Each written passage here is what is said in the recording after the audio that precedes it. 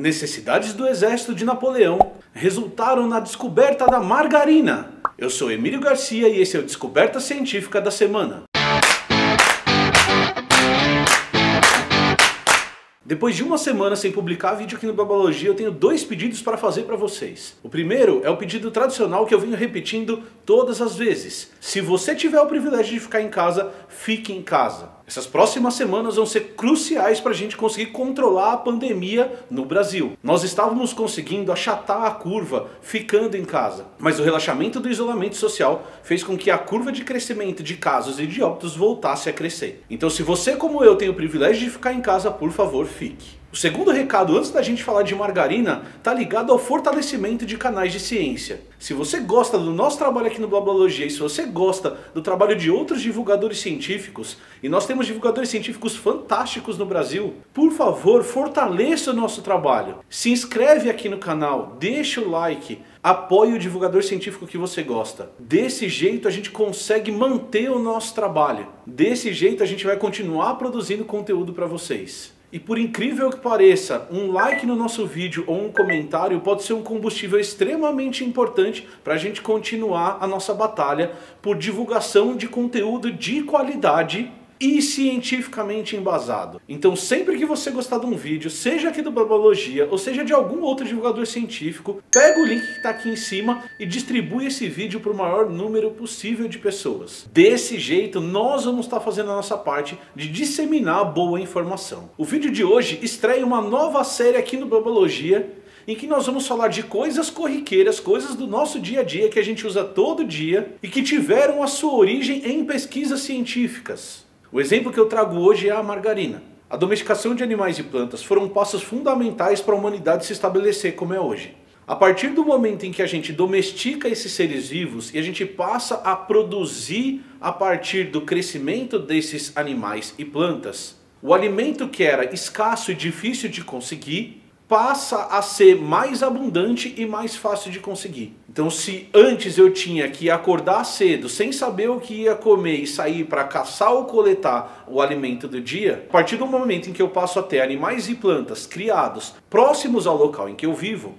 essa necessidade de busca de alimento ela começa a diminuir. E isso resulta em dois fenômenos. O primeiro é uma qualidade nutritiva que seja na quantidade de calorias melhor. Alguns pesquisadores discutem que isso resultou numa piora da qualidade dos alimentos, no sentido de nós temos alimentos cada vez mais gordurosos, cada vez mais açucarados, ao invés de alimentos que moldaram o nosso desenvolvimento evolutivo com menos açúcar e menos gordura. O Yuval Harari fala sobre isso, por exemplo, no começo do Sapiens, em que ao mesmo tempo em que a alimentação permite um desenvolvimento da sociedade por essa maior quantidade de calorias e por começar a sobrar alimento que nos permite fazer outras coisas que não seja só buscar alimento, ele também discute que a qualidade nutricional dos alimentos não necessariamente melhorou e pode até ter piorado. Independente do papel que a gente estabelecer para a domesticação, a gente sabe que ela foi fundamental para o desenvolvimento das sociedades humanas como a gente vê hoje. A gente pensar em arte ou a gente pensar em desenvolvimento de outras maneiras só é possível porque a gente tem uma produção de alimento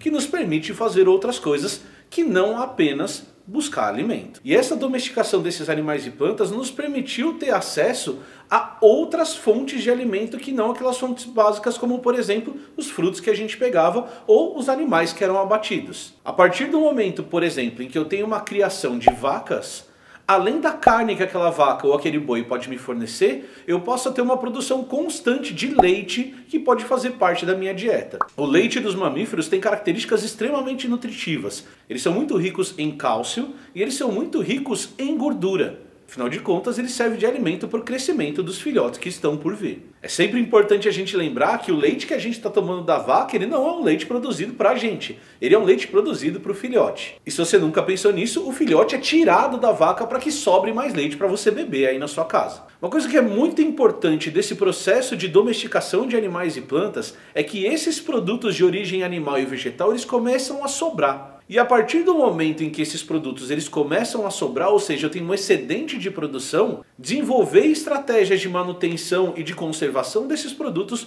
passa a ser extremamente importante. É por isso, por exemplo, que a gente começa a salgar a carne. E essa também é a justificativa da gente usar uma série de outros condimentos para preservar o alimento que a gente tem guardado. No caso de grãos, por exemplo, nós temos que evitar o desenvolvimento de pequenos insetos como carunchos ou fungos para conseguir manter esses grãos por mais tempo para uma época em que a produção não possa ser garantida. Um dos produtos que é extremamente perecível, mas que a gente gostaria de conservar é o leite. E a conservação do leite ou o uso total do leite está diretamente ligado à origem de uma diversidade de produtos. Dentre esses produtos a gente pode destacar a nata e o queijo. Mas o produto que a gente tem que falar antes de falar de margarina é falar de manteiga. A manteiga é a origem da margarina, elas têm características que são muito parecidas. Apesar da descoberta da margarina ser conhecida, a descoberta da manteiga nos leva provavelmente ao começo desse processo de domesticação. Essa afirmação é baseada em evidências de que a gente encontra diferentes povos em diferentes locais do mundo que domesticaram animais que produziam leite, produzindo substâncias muito parecidas com a manteiga do leite da vaca que a gente está acostumado a consumir aqui no Brasil.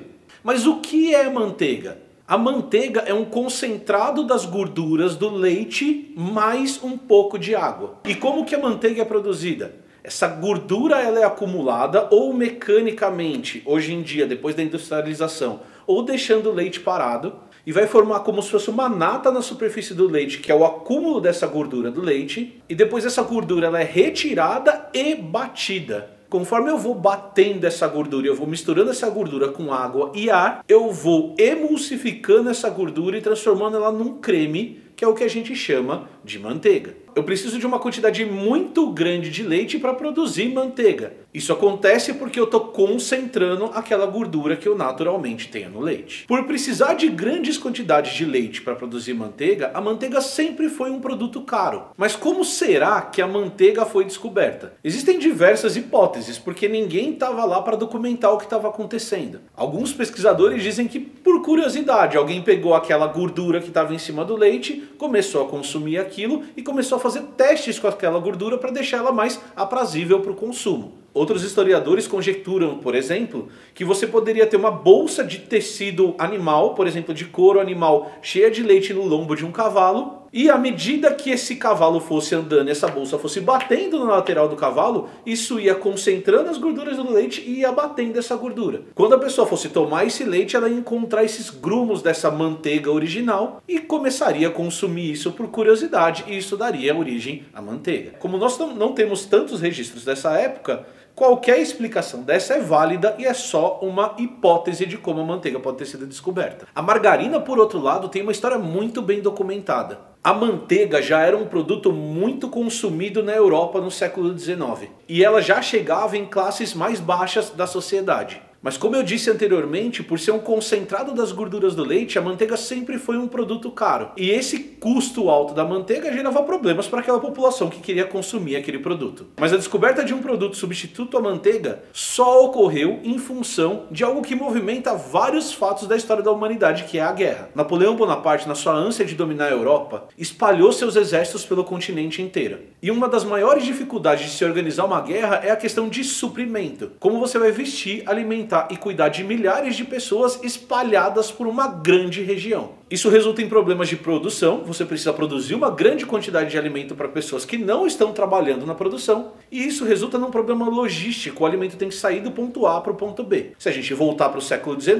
isso era possível através de carroças. Então, para um produto sair da França e ir até a Polônia, isso demorava um certo tempo. Para um produto sair da França e ir até Portugal, isso demorava um certo tempo. E aí aquela questão de perecividade dos produtos voltava a incomodar. Napoleão, então, se viu com dois problemas na mão. Ele precisava produzir manteiga, que é algo muito gorduroso e importante para a dieta das pessoas, porque fornece bastante energia para mandar por fronte. E essa manteiga tinha duas características. A primeira, ela era cara demais, e a segunda, ela era muito perecível. Como as distâncias eram grandes, a chance dela estragar no trajeto era muito alta. Para solucionar esse problema, Napoleão lançou um concurso científico. Ele estabeleceu um prêmio em dinheiro para o cientista que conseguisse desenvolver uma alternativa à manteiga que fosse mais barata e mais resistente. E foi em 1869 que um químico francês desenvolveu uma mistura que envolvia a gordura do animal, um pouquinho de leite e água e produzia uma emulsão muito parecida com aquela emulsão que a gente chama de manteiga. Essa emulsão ela era parecida tanto em cor, quanto em cheiro, quanto em sabor, quanto em textura. Além disso, ela era muito mais resistente do que a manteiga original. O nome que esse pesquisador deu para esse produto foi de oleomargarina, porque segundo ele encontraria ácidos margáricos nesse produto.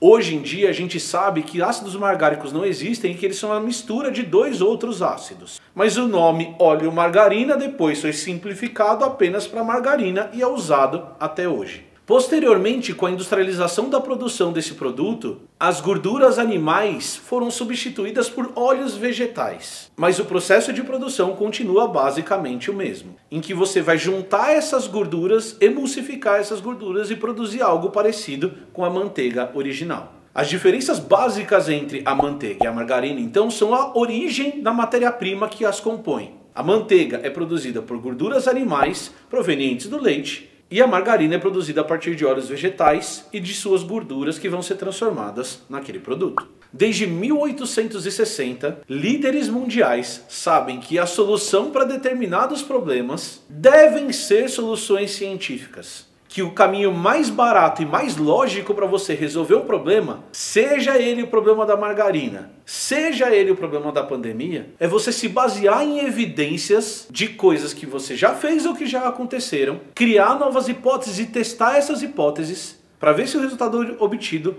fornece soluções para resolver aqueles problemas que se encontram à sua frente. É um pouco assustador a gente viver numa época em que conhecimentos usados por Napoleão Bonaparte em 1860 são considerados retrógrados para resolver problemas da sociedade. É isso, se você gostou desse novo quadro, não esquece de deixar o seu like e de se inscrever no canal. Além disso, deixa aqui nos comentários, aqui embaixo, qual que é a nova descoberta científica que a gente pode trazer no nosso próximo programa. Pega o link que está aqui em cima e manda para alguém que você conhece. Até a próxima, tchau!